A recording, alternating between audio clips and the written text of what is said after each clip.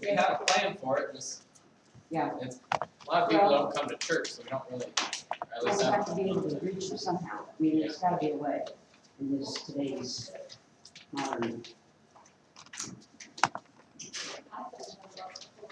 yeah. So, All righty. kind of neat, I was able to talk to the kids and ask them, what'd you get for Christmas? A couple of them said tools. They're really excited about it. So I was like, Good. well, tools was the only thing they got for Christmas. Yeah, So, wow, so they're yeah. grateful for it. And the boys who came, they really left with some tools. Really like, you know, that might be our advertisement there, all the tools they got to take home. No, man. Because, we were hoping to split it among 10 kids, but since there was only 4, they got a lot to take home. Well, good. They'll tell other kids. for They sure. will. Yeah, I think. But they don't know what that goes. Yep. One of my hats drawing to take some tools home, but my name didn't get in there. It was a nice Well, maybe thing. next year. Maybe next year. That's what I always say about Christmas. Well, maybe next year I'll get it. Well, they're able to get a couple different drills were sent home with them, and a lot of different tools out of their toolbox. So That's what they need to see. They need to see that we're here. And we're the light in this community. And we can help them in their life. Because that's what Jesus. And when kids have good memories in church, when they grow up, they remember where they were happy. That's right. That's what happened to me. I'm going to get you messed up if I don't move my stuff. Because I don't know These are all tape. Yeah, but not these. Those were the ones I did. Okay. I'm about done with my stack, and I'll start taping. So all these stacks have to be done. These are the four. That's all. Okay. 45. I haven't counted. I feel like I've done 100 already. Let's see here, it's on 300. 3. Well, at least you got the folding down. 2 pages. Don't look too close. We're not Virgil Paul. Hey, Virgil ain't here. He can't say that. We called him, she called him this morning. Guys checking in. Yeah. Checked up on him. All righty. Took a little while to get this going, but I think it's going.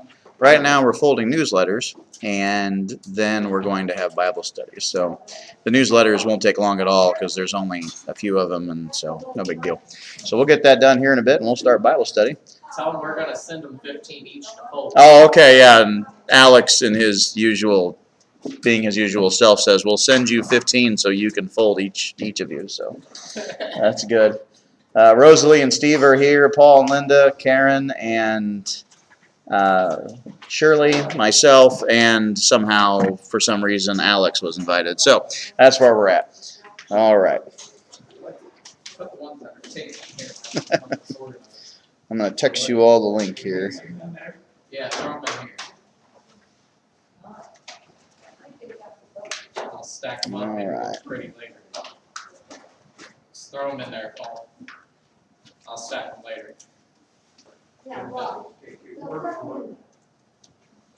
Oh, now I have to do it.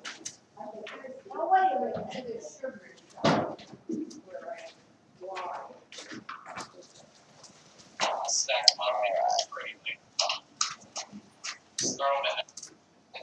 A lot of people don't come to church. So they don't have Christmas. A couple of them said tools.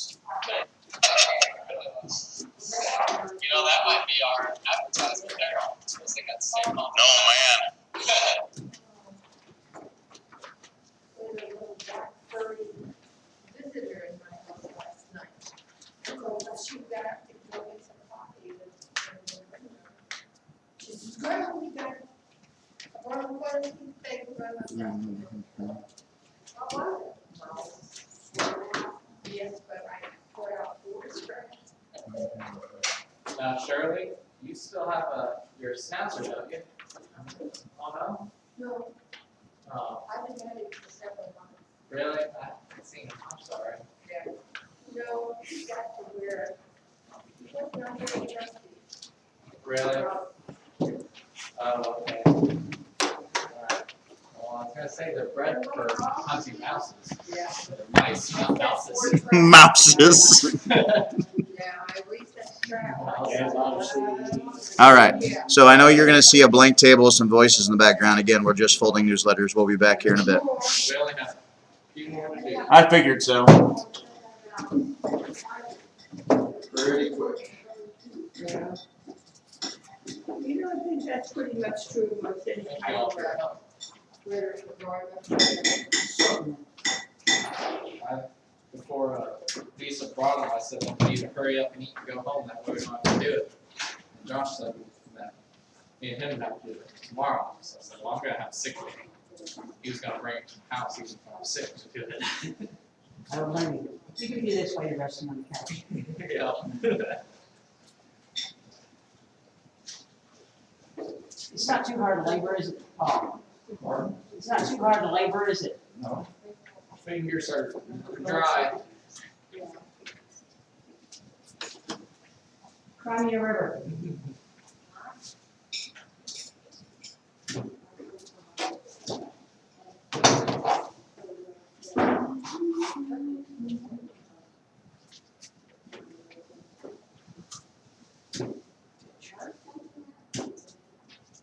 You said cry me a river? Who was it that sang cry?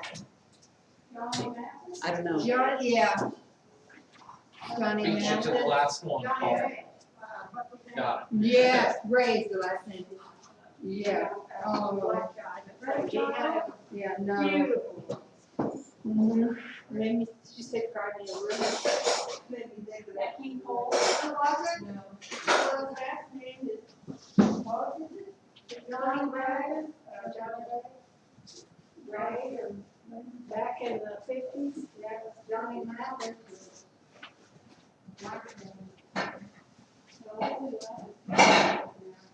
He had a good one. Oh, yeah, we looked at it.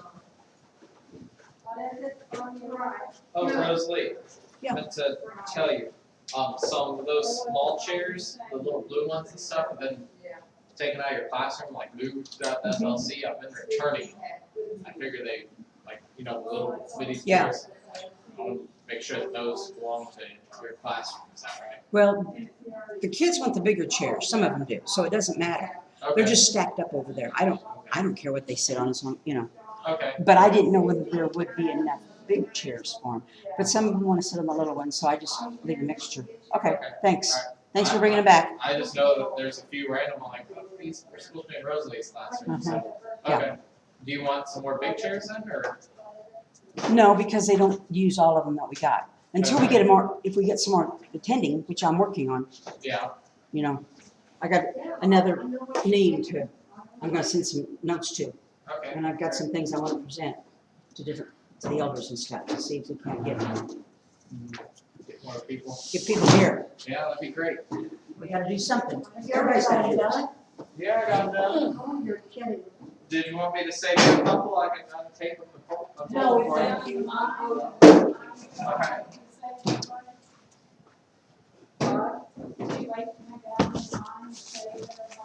Did you have one in there for me? Nope, the labeling is done up there. You want to take yours home? Yeah. Well, Well, the reason I do is because they send birthday cards and stuff out. well, if I give it to you now, Lisa's still gonna put the label on. Oh, How about I just grab your label and throw it away? yeah. Alright, or I can come bring it down and put it on for you.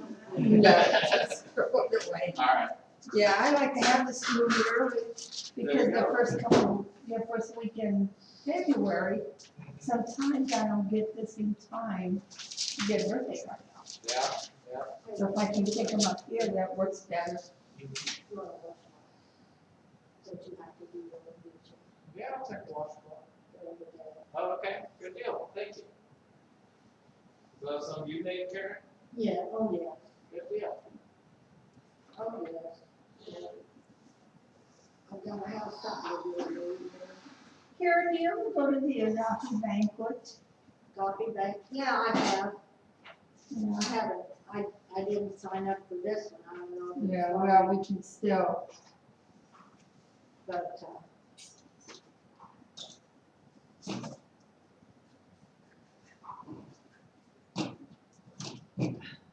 can't decide whether I want to go or not. Nemo Family Fellowship meetings here, February sixth. Excuse me. Well, I don't like to go to something like that by myself. I went once, but I just didn't. One of my Okay. friends thought I was going to. Consolidate with some other deal. Very good. You know, it's a lot You of, never know what the weather's gonna be. yeah, but it's a lot of. Well, they kind of like to say, That one is it, that's, like south of 60, It's a pretty good day, like on the daytime, you get a free dishcloth. 64. She said, "Mom, she made these all the time. Yeah. She's been with the Lord for 10 years, 11 years. So I'm getting to the end, you know, I don't have any more of these. Oh, yeah, that's cool. I need to But start it's- making them. It's not that tough. It's just typical. Just Something you can do while you watch the news. Yeah. Yeah. I like to have something to do when I watch. I don't like, I can't just sit there. I can't either. I listen to Anyway. if I'm not hearing, I try to read. Yeah. But at night I don't do so good with my eyes anymore, you know, by that time of day. But anyway, I just need, yeah, I can't sit there and watch TV anymore either. Oh, what Christian passes. I do love Christian passes. Yeah. It's good for my mind to think. Most of the answers I don't know, but whatever. That's all right. I've tried to figure out some of them. Just ask him because he knows them, so. That's useful. I know they make it hard on me. Yeah, I can't. He can't write the word, but I can write the word and he knows the answers. Yeah. It's good. It keeps your mind. I didn't grow up with TV, so I just can't. That's what these are. I don't know, it just, it is fake, for one. Yes. 95% of it's It's so fabricated, hard for me to find something that's good that I want to watch. right? I And I'm suppose not it's into movies. Yeah. I don't watch movies. I can't sit that one for one. You know, I know it sounds very bad, but you have to get up every so often and just walk around. And a lot of it's so sane. Yeah. It's, a lot of it's just stupid. Yeah. Stupid, filthy, I don't have. Yeah. Or it's just- at the very least, it's repetitive. Like, I've seen this before with different names and faces, you know? I Yeah, know the storyline, but I know how this is gonna be, you know? right. And I don't wanna have to listen and go through all of what we have to get to the end when I know what the end's gonna be. Well, that's one of the things I like about a The book. route truck. Yeah. If you are reading a book and you, like, one of my favorite old authors from way in the day was Nathaniel Hawthorne. He's the Yeah. one who wrote The Scarlet Letter and things like that. But he does get mucked up in detail. Yeah. It just loses you Yeah. sometimes. I mean, So I like a book because I don't want to listen. So I can just kind of skim ahead with my eyes until I get kind of back to the conversation or whatever the plot is. But he'll describe a door for a whole page. You know, it'll happen. With television, though, it's not nearly as easy to do that. well, and it's just, I don't know. Okay, this is an example to me. We were talking about, What is it in you Sunday have? school, one of the examples was, how do you determine what's bad and what's good? And they had different pictures from the press, you know, I put up. And one of them was evolution. And these kids didn't know about evolution. And it didn't have that, it had raw, so I was trying to explain, you know. And they said, well, monkeys look like us. And I said, only on TV and in cartoons. If you go and look at a live monkey, and this is, and I tell this to other people, God forbid, don't tell me I resemble that. I know I'm ugly, but I'm not that. And don't go there with me. It's I guess really, one thing maybe. what you see is not the way they really look. Right. You know what I'm saying? I mean, I don't care if it's a A lot of orangutan or similarity. gorilla or whatever, you know, and the gorilla is King Kong in his building, you know, and all this, because that's what they've seen. Right. So explain them to evolution is wrong. And one of the little ones says, I said, and people believe that, even around here. And they said, they believe that in Macon? And I said, yeah, in Macon, even in Callio. And it's like a light bulb came on, you know? Yeah. You know, And not that they understood it, it's just, and then I was, just let me finish. Then I recited the passages in scripture. We were created in God's image. God doesn't look like a monkey. He created monkeys because they're animals. Animals do not think like human beings, and they're never going to. Right. And they can relate that with their dogs as well as that Right. calf. You know? And she says, well, he hit me and I got hurt. He says, that's because they don't think. And you gotta treat them like an animal every single time. I don't care how much time you spend with a show calf or whatever, or a show hog. They're gonna be an animal. And if they feel threatened, they're gonna turn on you. All the time. Right. I don't care if they're 15 years old. I can prove that with milk cows. I milked the same cow for 7 years. And if something went wrong, she'd kick me just like she did on the first day. Like 5 Yeah, I, deer deals. So anyway, it was just interesting. to Oh, think yeah. that they, You mean store? what I find to be so amazing is, and I mean this, it is obviously God working in our culture right now. Like, there are times where I really do see optimistic beams of light, you know? yeah, And there's only been one creation story told to kids for generations now, and that's evolution. And yet, something like in the United States, But maybe it was over half of the population still isn't convinced. Only something like 30% of the population truly buys it. and the kicker is, it shows how, what I call fat, stupid, and ugly, or fat, happy, and stupid we are. Yeah. It's a theory. There is nothing scientifically proven.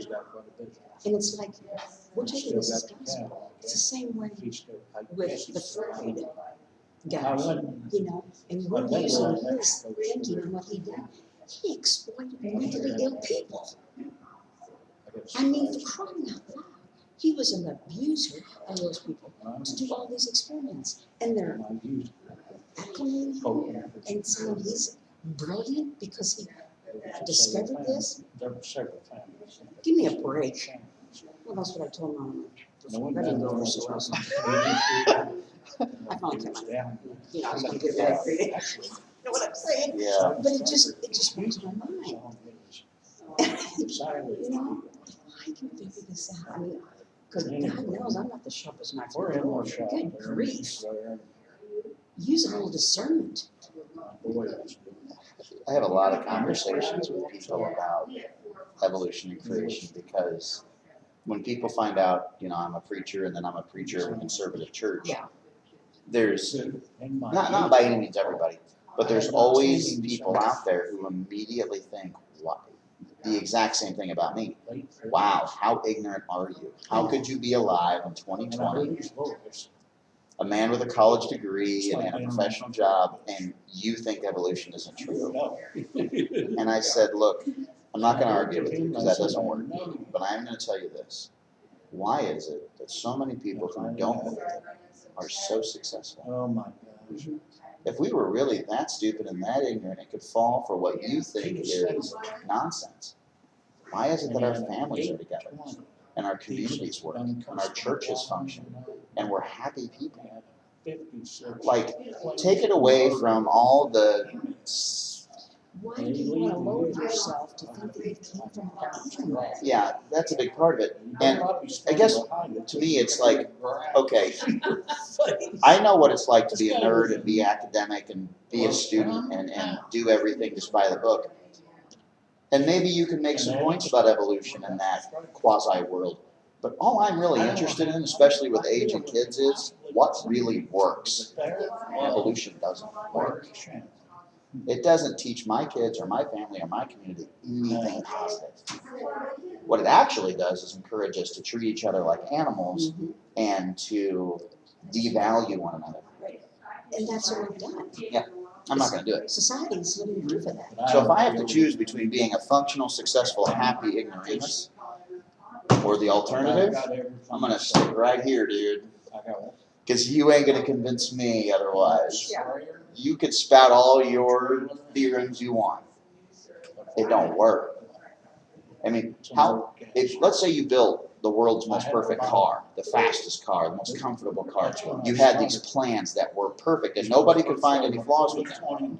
But there's a problem. You can't build it. Now, It's the same problem. Even if you could put all the pieces of evolution together, even if you had all the transitional forms, even if you had evidence, if it doesn't work, why adopt it? Right. It's dead on arrival. It's Christianity that encourages us to treat each other as divine beings, to value the immortality of the soul, to treasure life, to promote it, to secure it, to preserve it. That one knee would be. The crux of it, where it comes from, is dumbing down the public to get them to accept that's socialism. Oh, yeah. In my book, Oh, yeah. socialism and liberalism, because then you're no different than that dog out there, and we're going to treat you. That's why we're saving the whales and killing the babies. You know what I'm saying? It's like nobody has the value. Get up. The value system has been wiped, as you said, and not only that, then comes the behavior and the thinking following it. And it's just like, no wonder. Yes. I love the conversation. We've got 15 minutes. We wanna start lesson? I guess we should do a short, but we We'll can see you actually, next week. we can finish chapter 3. It's short. It's quick and easy. Hey, Linda, Shirley, Karen. Beg pardon? Don't worry, I'm the one who was talking. Let's try to do our 15 minutes here, if that's okay. All right. People live I was watching gonna this. say, people probably wanted to figure out what we're doing. Yeah, the poor people watching us talk, and yeah, that's. Sorry about that. Yeah. But there again, if you've been to Daytimers a handful of times, it's anything but structured. Well, we're taking care of medical issues. Oh, okay. It was We very were solving the world's problems. You were Okay, solving the solving medical medical issues of the world. Yeah, So, we okay. were taking care of medical All problems. right. Good deal. So that was important. Yeah, and Paul was approving. So. Oh, he was approving? Oh, Oh, that's a first time. He was smiling the whole time on the Sure. witness. Just grab one of There's them. some up there. He used to smile a There, lot. you use this. There you go. He's smiling on the inside, aren't you, Paul? Don't think so. He smiled about the Thanksgiving turkey. You aren't ever gonna let me forget that one. Nope. Oh. What happened? We're gonna study chapter 3. You don't wanna hear about it. Okay, okay. I don't know about it either, but that's okay. Well, just like It was that. one of Paul's most understanding and compassionate moments. Yeah, So we're just gonna leave it there. Don't believe a word he said. All right, we're in 1 Thessalonians chapter 3. We can finish this chapter in 15 minutes. It's simple. Are we on verse 13? We are on verse 7, but we're going to go back to 6 because it's an incomplete sentence if we start in 7. So let's have somebody read verses 6 and 7. But now chapter 3. Yes, 1 Thessalonians chapter 3. Okay, but now that Timothy has come to us from you and brought us good news of your faith and love, and that you always have good remembrance of us, greatly desiring to see us, as we also to see you. Therefore, brethren, in all our affliction and distress, we were comforted concerning you by your faith. Okay, thank you, Shirley. Just a 15-second recap. You remember in the last 5 verses, Paul said twice, when I could endure it no longer. And that's really a unique phrase for Paul to say he's at his wit's end. He's endured all he can. And he says it twice. So what does he do? He sends Timothy in his place. And Timothy's been training under Paul for 10 years. He's a trained evangelist. He's battle ready. He's ready to go into a good church, but in a persecuted community. You know, the church was under persecution there, so it was very difficult. And so Paul was writing this letter after the fact, checking in on a church and the people that he loved. And so he's letting them know, hey, I'm so glad Timothy made it. I hear good news. I'm so grateful. Because if you had a church in a persecuted community, anything could happen. Right? Yeah. You know, anything could happen. You never know if you're going to get the news that the church was wiped off the face of the earth, or, you know, and that happened. In fact, not just by persecution either. The church at Colossae, about 2 years after Paul wrote the letter, was wiped out by an earthquake. The whole town was leveled. And so these kinds of things happen. You're not only dealing with evil people out there working under Satan trying to take out churches, you have to deal with a fallen world that sometimes takes out communities and churches. And so Paul was well aware of the danger in the world and wasn't downplaying it, but rather was just so grateful to hear good things despite of it. So let's keep reading verses 8 through 10. For now we really live if you stand firm in the Lord. For what thanks can we render to God for you in return for all the joy with which we rejoice before our God on your account? As we night and day kept praying most earnestly that we may see your face and may complete what is lacking in your faith. Okay. When I read these verses and I was studying this earlier, there's a lot more here than maybe meets the eye. One thing that really caught me was in verse 8 where it says, for now we really live if you stand firm in the Lord. What's one thing that can really bring meaning to your life? Bring more. Meaning to your life. What makes the suffering worthwhile? Knowing your Lord. Yeah, that's a huge one right there. I mean, just And believing even in the tough times. Because, it's one thing that if everything's going well, it's a whole other thing when things go south. And that's one of, like, Rosalie and I were having this discussion earlier about creation and evolution, but it applies to all things between Christianity and unbelief. When things go wrong, if you don't have something to believe in, what's going to happen? You're gonna lose it. Yeah, I know. right. We see our own friends and family sometimes do exactly that. Yeah, they just, They fall apart. yeah. And then you know other people, and we all hope to be this kind of person that when things go south and nothing else is there but your faith, thank God for that. And that's where Paul and the Thessalonians were. The church at Thessalonica, at times, all they had was their faith. And so he really makes this point here. If you're really going to live, you got to stand firm in the Lord. There's got to be something greater than you. We have this great lie permeating in our culture and being taught to our youth, and we talk about it all the time in youth group, that if you just have enough stuff, you'll feel good. Wrong. Right. That security is found in money or in law or whatever. But I just had enough money. right, You know. It's one of those things where everybody thinks, if I just had 10% more. Well, once you get that 10% more, what do you want? 10% more. 20%. Yeah, it could even grow, right? And I have found that that's really the case. I mean, in my short life, there are times where I've made more or I've made less. What's funny is my flesh always wants more regardless. My flesh is never 100% content. There's always the need to tell your flesh no matter how good you have it. And then when things go south, your flesh is no good at all.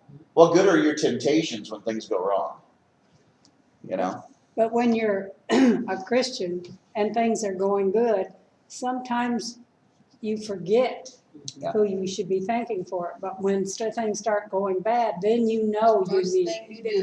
Then, yeah. Yeah, And then they you- will, sooner or later. Mhm. Never do things run smooth all the time. They're never in your life going to do that. Yeah. And that, I think, sometimes brings your Christianity out more Yeah. because you have to depend on it. Right. It's very, in a strange way, it's helpful. Right? It's a very strange thing.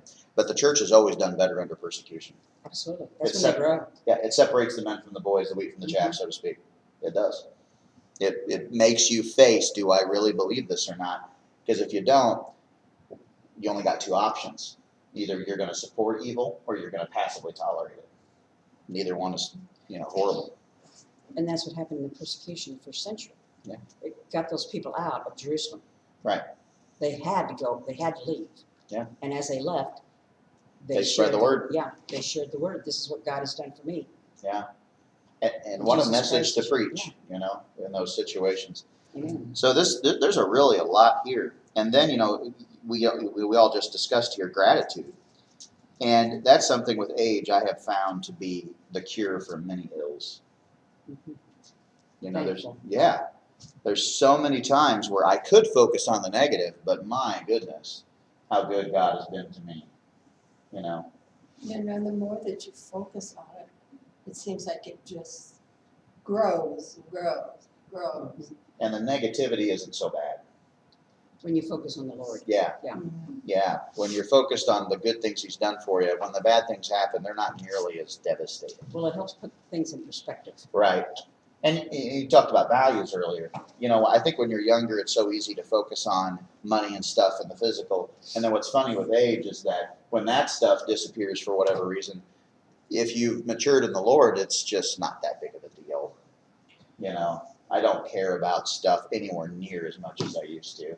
You know, when a kid breaks something or whatever, especially teenagers, it happens constantly. You know, you value the child more than the thing that they broke. You know, and when they were younger, I can't always say that was true. I had to learn that the hard way. You know, like I remember the first time we actually bought a decent piece of furniture, and I was so excited. What a dumb idea. Mm-hmm. When you have young kids. Yeah, when you have kids and pets, no. There's part of our couch right now that is just exposed wood. Because after being torn up twice by either a child running by with something or a dog doing something, I'm done. And I don't care anymore. You know? And that was God's way of teaching me that. Stop valuing this thing. It doesn't matter. You know? And I'm sure these people didn't even have a couch. Right. You know? So what does Paul do? As verse 10, he prays day and night for them. He wants to see them again. He's hoping for more good news. And then that last line in verse 10, may I complete what is lacking in your faith. That was actually kind of painful for me to read. I don't know about you, but if these people were lacking in faith, how far behind am I? I don't have it anywhere near this bad, ever. I was putting in, true story, last night, you know, we have teenage drivers now, so multiple cars. Everybody's going different places all the time. Lane's car needed a starter. Never put a starter in before in my life. Didn't get home until 10 You p.m. sure you last did it night. right? I have no idea. And get to that part of the story. So it's 10 p.m. at night. It's, you know, frozen outside. Lane dug a ditch around his car, you know, from the snow, but then there's just ice underneath the snow. So I'm ice skating, putting on a starter in freezing weather in the middle of the night. And I finally get the starter in. The car cranks over, which is more than it did before, but then the anti-theft system locked me out of the car. Oh. So it's 1 p.m. and the it car- still doesn't work. Oh, That still no.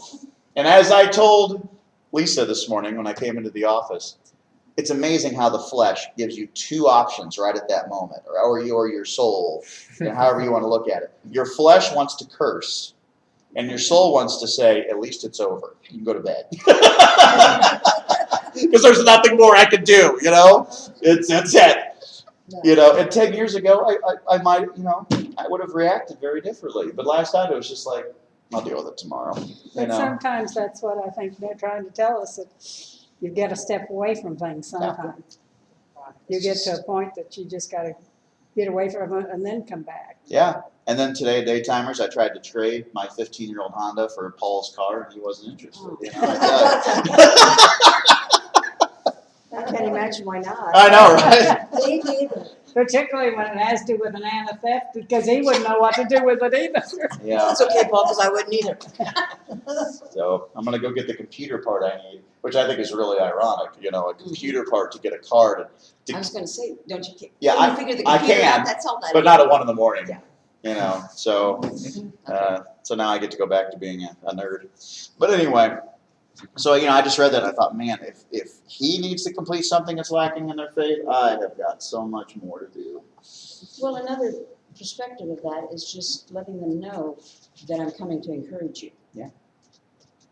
I'm gonna come. There's and that always was- room for improvement. Well, and yeah, It and says we there. always, when you're going through things, one of the things that hopefully the Lord says, that's why he says, encourage one another, you know? A call or a card or, you know, hey, I'm thinking about you. To me, that means a lot.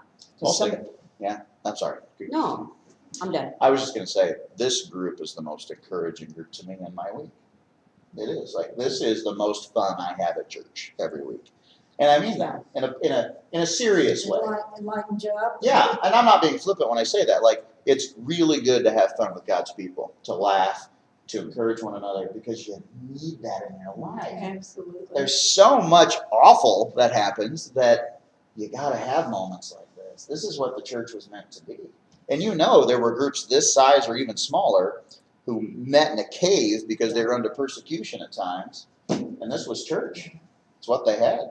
And they were singing praises. Yeah. In the cave, in the dark. Or Paul and Silas at the prison, you know? Like, Yeah. and that story, as I get older, I think, I still don't think I'm there. Yeah, no. No, because, you know, and you know how awful a Roman prison was. You were cold, hungry, thirsty, Dirty, in pain, dirty. stinky. Yes. Environments. Yeah. And you know that Paul or Silas was the first one to say, let's sing. And the other one probably looked at him for a second and was like, I know he's right. I'm not in the mood. You know? And they did it anyway, you know. And maybe they got cheerier as the night We went on. probably said, are we going to sing traditional or temporary? Right. Oh, Good one. oh, Yeah. oh, I Rosalie. just couldn't pass that Oh. up. And I was thinking, yeah, what are we going to sing? What I don't think you That could was my do the first- temporary acapella. I don't think you could do it. Oh. You want to bet? Oh, and then I wonder if one of them was really bad. Like, Yeah. like Jonathan and I one time, like we went to the nursing home, we were leading the service, and the singers couldn't come. And I felt bad because the people enjoy the music, you know. So I thought Jonathan and I said, surely you and I can, but we could get through a hymn for their sake, right? It was so bad that I couldn't help but laugh, and I felt so bad about that. And what's funny is that people didn't care, but I was mortified about how bad we were. And so sometimes I wonder when I read that story, and I think to myself, I wonder if one of them was really bad, and it cheered up the people in the prison, not because of the song, but because it was so funny, you know? Because that reminds me of Daytimers. But you got to remember, the Lord makes a joyful noise. Yeah. I mean, it's not going to be what we think. It's going to And be. most of them probably couldn't hear it either. Yeah. And you got to wonder if the jail and the guards were like, well, this is new. You know, who does this? The guards looking at each other, shaking their heads. Yeah. Now What there's so much, you know, and that's, you know, of course the Word of God is perfect. I'm not saying that. But it really does help, I think, sometimes to put yourself in those people's shoes and just imagine the environment because the whole story comes alive then. And there's so much humor even. There's so much humor in pain sometimes. Sometimes things can be so awful it starts to become funny. I mean, you know, yeah, like, wow, didn't think it could get this bad, you know? So, and thank God made us with those kinds of abilities to laugh in those circumstances. All right, let's finish this up, 11 through 13. Now may our God and Father himself and Jesus our Lord direct our way to you, and may the Lord cause you to increase and abound in love for one another and for all people, just as we also do for you. One more. Oh, okay. So that he may establish your hearts without blame in holiness before our God and Father at the coming of our Lord Jesus with all his saints. Okay. Amen. He doesn't just pray for them there, he also prays for himself. You know, he got to leave that awful situation. You know, that's what he said in the previous verses was, when I couldn't endure it any longer. And you know, Paul was human. Which means he knew he was leaving something that he had the luxury to leave that they didn't. This was their home. This is what they had to put up with. And I think we've all been in situations like that where we've walked in to help somebody and we realize, my goodness, this is bad. But the difference is I get to leave at the end of the day. that's right. They don't. And, you know, Don't you think that way when you leave a hospital room now, and they're terminally ill, hospice? You think, been there. or a nursing Been home, there. when somebody's just very slowly dying, Yes. you know, just the misery of that. And so, you know, he says right there that may God and Jesus direct our way to you. May the Lord cause you to increase and abound in love for one another. And I thought to myself, to increase and abound in love for one another. Because when everything else is going wrong, what's the one thing that can still happen? You can still love each other more. Sure. Yeah. You know, I know there's been times, I mean, I've been coming to Daytimers now for going on 7 years, and a lot's changed. there's been lots of ups and downs in people's Oh, lives, yeah. just among all of us, and to lose friends sometimes, very painful, to lose family, to lose a spouse, and there's all kinds of other things that go wrong, and yet no matter how big or small our group gets, the love grows. Mhm. And that's very crucial, I think, to the faith. I'm grateful we have a healthy church service and we have a healthy Sunday school and Wednesday night and other things going on. But I tell you, for me, Daytimers is just a little bit more of that. It really does have an intimacy and a way of encouraging. There's times where I've come here, and all of us have, right, where you've got something on your mind, you can't share it, but you feel better when you leave. You can deal with it just a little bit better because of the Lord's people and the effect he had on us. So I think that's kind of where he's going with this. And then he ends with, may he establish our hearts to be unblameable in holiness. Well, one of the verses in the book of James is that good and proper religion is this, to visit orphans and widows in their distress and to remain unspotted from the world. One thing I've noticed is, and I'm sure everybody has this experience to some degree, but when things get hard, everything's more intense. The temptations are more intense, the negative feelings are more intense, but so are the positive feelings because they're so unexpected. And the ability to manage that takes experience and maturity and time. And he's praying for that here. May he establish your hearts unblameable in holiness. And I think, man, I've got a ways to go on that one. Because I can even excuse it, when things are so bad. It's like, so what if I did that? It's easier to, what would be a way of putting it? To excuse it, yes, but justify it. And accept Like who can blame me for this when? all of this other stuff's going on. Yeah, but that's not the path to peace, No. and that's hard to accept in the moment. And see, then you got to think back on Peter says, and I entrust everything to the Father. Yeah. But then you think about Jesus, and that's what I tell the kids all the time. When Jesus went to that cross, he didn't fight anybody. And he Right. wasn't angry at anybody. He was just doing what his Father wanted him to do. And he had every right to do so. Yeah. Mm-hmm. Like there'd been Yeah, nothing right. cosmically unjust about him lashing out against all of us.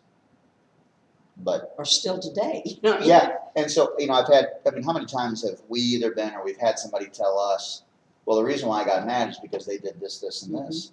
Well, that's just not the attitude of Christ under any circumstance, and that's hard to accept because you are justified in a way, but it turns out there's an even better way that leads to peace for all. And I talk to my kids all Just the time. because you're mad at them they don't care. No. Well, Why are you? Lane came home from get McDonald's the other night because this bus of kids came in from this high school and they just made a gigantic mess. I mean, bigger than usual. Kids are unruly as it is typically, but I mean, it was obvious they were kind of purposefully sabotaging his work. He was so angry, and he was just so flared up. And I said, son, you got a feeling of what it was like to be Jesus tonight. He was like, what do you mean? And I said, when Jesus went to the cross, it was completely unjust. People purposefully hurt him and spat on him and whipped him and beat him. Yeah, that's true. And Never he took thought it. of that way. He took it in love. And tonight, those kids will never know that you chose to clean up after them in spite of the way they treated you and the rest of the employees. It's a good lesson for life. Don't be mad. But boy, you sure like beating. Yeah. But there's something about accepting your suffering instead of being angry about it Yeah. that Christ does so well. And, it took him a little while to calm down. Oh boy, you had it. But I did fast food for 5 years. That happens. Welcome to life, And you got two responses in all those kinds of situations. And so you look at Paul, you look at the church of Thessalonica, and I got a ways to go. All right, we did it. You hit my sore spots. All of us, Garrett. All of us. Mine. Yeah. The Bible has so much to teach us about that kind of stuff. It's timeless. Well, it's 10 after. I broke my rule. I always end on time. So today is the. You always end on I really do. I try to be anyway, extremely conscious of that. It's got an email you're sending those Yes. out? We only Am I have, getting one? if you have an email submitted to the office, you should have it in your inbox. Oh, I your don't- email. I'll have to look. If you don't, let me know. I don't think I do, because I haven't Okay. seen it. We're down to 45 mailing newsletters from 200. I get mine in my email, Yeah, I do too. Yeah. So if you don't, let me know. Okay. That's something I can do. or we get ours, and then I share it with him. Okay. Perfect. And people sometimes just print it off at home if they want to print copies. Well, sure. That works. Where do you look for, now the emails will just come in your regular emails, Yes. right? Okay, where do you look for when you put these on? That is on YouTube. I That's don't get YouTube. YouTube, but I've seen that No, once or twice. everybody can, if you have a computer or a phone, you have Internet access to YouTube. access, YouTube. Just go to youtube.com and search for Callio Christian Church Oh, Sound. did you? Okay. Sounds? Sound. I had to differentiate it somehow. So sound, and then you can watch the videos. What is it, a slash? Do you put Just in the search bar, just type in Callio Christian Church Sound. sound? Oh, okay. Yep. Oh, yeah. And you can watch the old streams or watch the ones that are going on if you Oh, have to tune in. Uh-oh. What? You have access to old ones too, get all I kinds do. of conversation. Yeah, yeah. So daytimers, it's no longer 100% contained anymore, fair warning. And yet somehow somebody decided to tell me about wearing pantyhose or something. Okay, I don't Linda know. again. Linda, Don't it know must what have you're been Linda. If we're honest, all of us would have a moment. So I don't think we'll go there, Karen.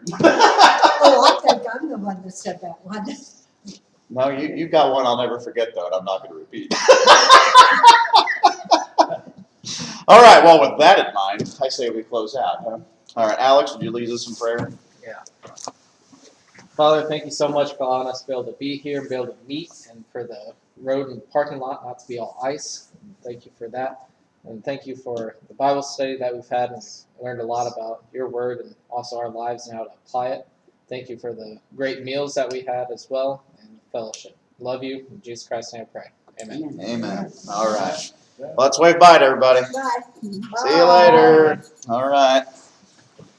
I saw something that shocked me, but it didn't see. I can't think of who the newsman that was putting it on. I want to say Charles Perrault, but it wasn't him.